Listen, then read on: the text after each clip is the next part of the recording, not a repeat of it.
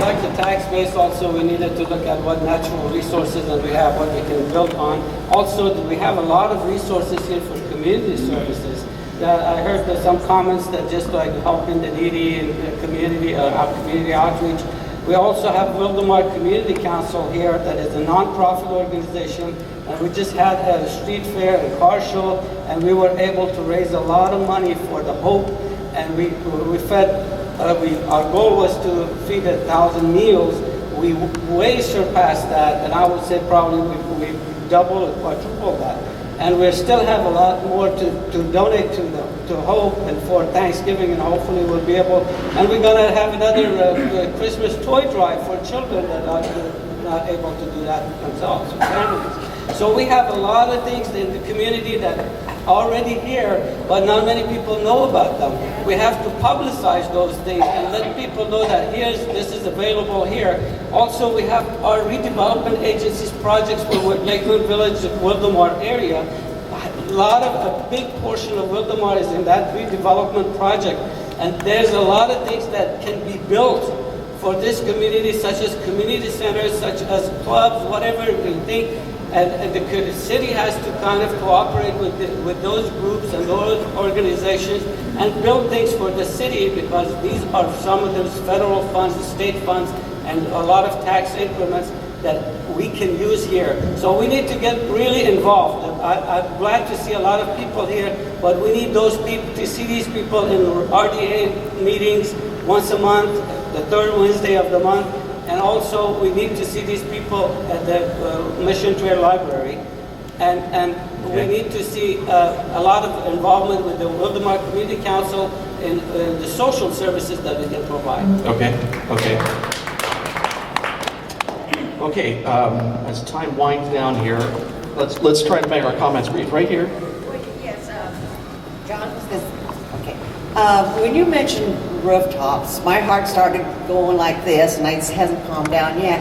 I would really like to concentrate on the like universities, the thing that you said that generates a good tax base, and let's not depend on a lot of rooftops in order to generate the tax base here in Wildemar, because you're going to lose everything else that I've heard today. People come because it's peaceful. We don't want as much traffic as you get when you go to Murrieta and Temecula. And that's what I'd like to see Wildemar go forward for. Okay, all right. George, quickly.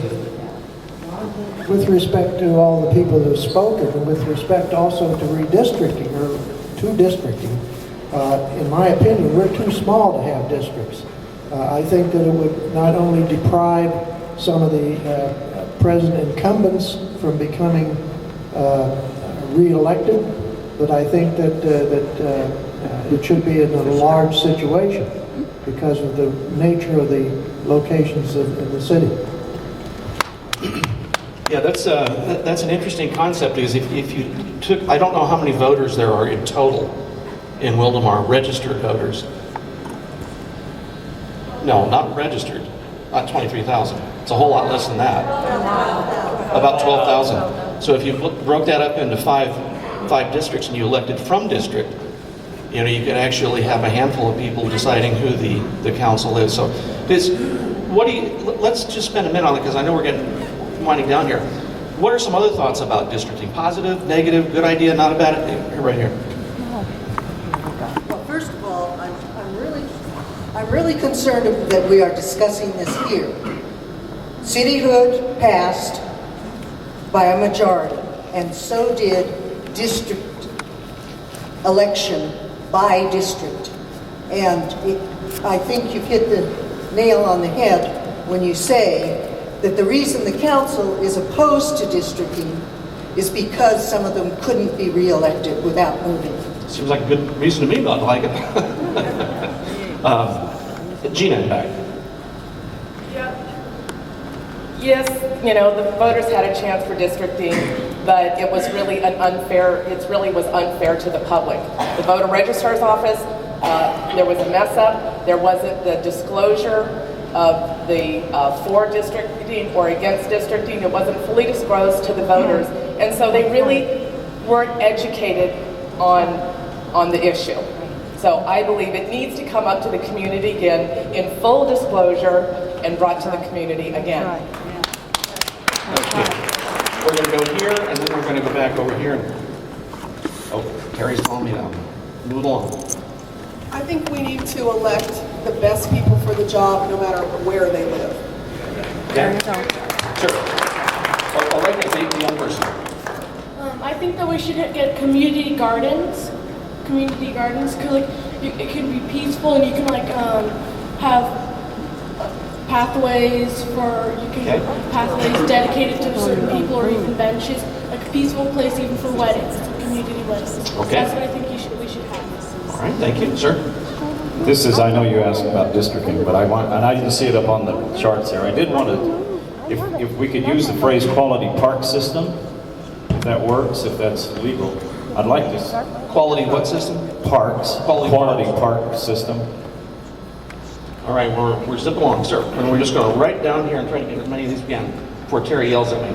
Quickly. Just one more thing. I had heard references earlier to, do you think that's the responsibility of the city? Do you think that's the responsibility of the private community? And I think we need to keep in mind here that any responsibility that the community has is also the city's responsibility. We're one and the same. That's a good point. I just want to make sure, though, that people understand government doesn't make money. Government takes money from other folks and then they spend it on their behalf. And we want to make sure that we're in alignment and consensus on how those funds are distributed. And that's the only reason I bring it up. Okay, quickly. I also agree that it should not matter where you live within the city of Wildemar, that if you're the best person for the job, you should be able to have the opportunity to fulfill and do that obligation to the city. Okay, thank you. And right here, we're going to sweep right across. Maybe until the website gets up and running and you have a fully operational, multimedia website, it might be interesting to do a newsletter to report to the residents, something that's not terribly expensive, but could be sent out by bulk mail that would report the progress maybe on a weekly basis on something that's not terribly expensive that would get the community involved and donating to various causes. Okay, coming across, sweeping here, right here. Just on envisioning our current population versus a potential built-out population. Any thoughts on what our potential build-out would be, or is that going to have restrictions that would give larger lot sizes and lower that number? Well, that's typically defined by your general plan, what your build-out's going to look like, and I'm not certain, do we know what the build-out is? The number is? No, don't know that. We should be able to figure that out from the, hey, I'm moving this way. All right.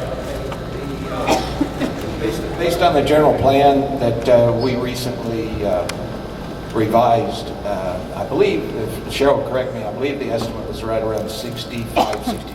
At total build-out? Total build-out, Okay. Residentially. Thank you for that. Moving this way, yes, sir. Yeah, and back to the districting, one of the things that I personally believe, and I hope other folks share this, is that our elected officials need a high level of accountability. If we go to districts that takes that accountability away, we're back to where we were, where we're just part of the county, where we have people that are making decisions for our immediate area that don't live in the area, and they're not accountable for it. So, Okay. If you can say it in just a sentence, can we just sweep this way real quickly? I would like to see them, before they build any buildings, and I'd like to see them build the road first, because it seems like they build all these buildings and shopping centers, Infrastructure and then first. they do the roads after. The majority voted for districts. Carry it out. Keep districts.